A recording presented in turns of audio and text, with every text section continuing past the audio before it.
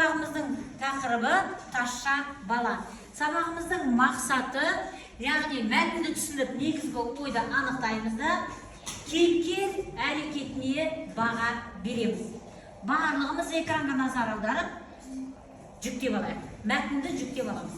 Ал QR-код арқылы соткаларымен жүктеп алыңыздар. Жүктелді ма?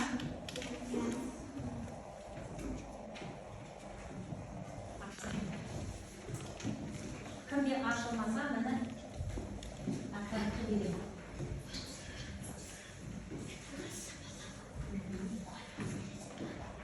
Кімге бар? Аха. Кімге ашылмаса?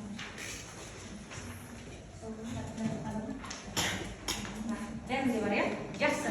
Олай болса, мәтінмен танысайық. Барлығымыз мәтінмен танысамыз, ашамыз. Ал кеттік, оқимыз. Бірінші оқиға. Ертеде бір шалдың кезі болыпты. Оған үш баласы, бес ешкісі бар екен. Bir күні үлкен баласы басқа жерден пайда кәсіп қылуға талап етіп, өзіне тиген енші ешкісін сойып алып, етінен кемпір мен шалға бір түйір де берместі. Жақсы, Айша, жалғастыра ғой. Келе жатса бір өнерші байдікіне келеді. Бұл байға өнер үйренуге ол жігіт жалданыпты. Өнерші байбек қатты жауыз адам екен. Жақсы, айым оқиға жалғастыр. Ол жалданған жігіті бір сандыққа салып қойып, аштан өлтіріпті. Үйінде қалған ортаншы баласы бұда өнер үйренбекке талап етіп, ода ағасының кеткен жолмен кетіп, ода өнерші байға келіп жалданыпты. Жақсы, келесі зерде оқи ғой. Өнерші бай оныдан ағасынша аштан өлтіріпті. Жақсы, сырым жалғастыр. Үшінші ұлы тазша бала, ода ағаларындай өзіне тиген енші ешкісін сойып алыпты. Алып жарты етін әке-шешесіне беріп, олардан рұқсат алып арқалап кетіпті. Келе жатса бір қора қойға ұшырапты. Бұл қора қойдың қойшысын жолығып сұраса, бұл қойлар өнерші байдікі екен.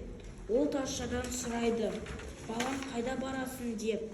Тазша бала жауап береді: «Өнер үйренуге барамын» деп. Кім арай жалғастыра ғой. Балам, ол сөзінде бөтен ешкімге айтпа деп, өзіне өтірік айтпа, жатқан бөтендерге шыныңды айтпа деген деп. Сонан соң бұл бала шалдың бұл айтқаны рас екен деп ойлап, өнерші байға барыпты. Жақсы, Азиз жалғастыра ғой. Байдың үйіне қонып, ертең жүрейін деп жатқанда өнерші бай Келесі диар жалғастыр. Тазшадан сұрайды: «Бала, қайда барасың? Жолың болсын» деп.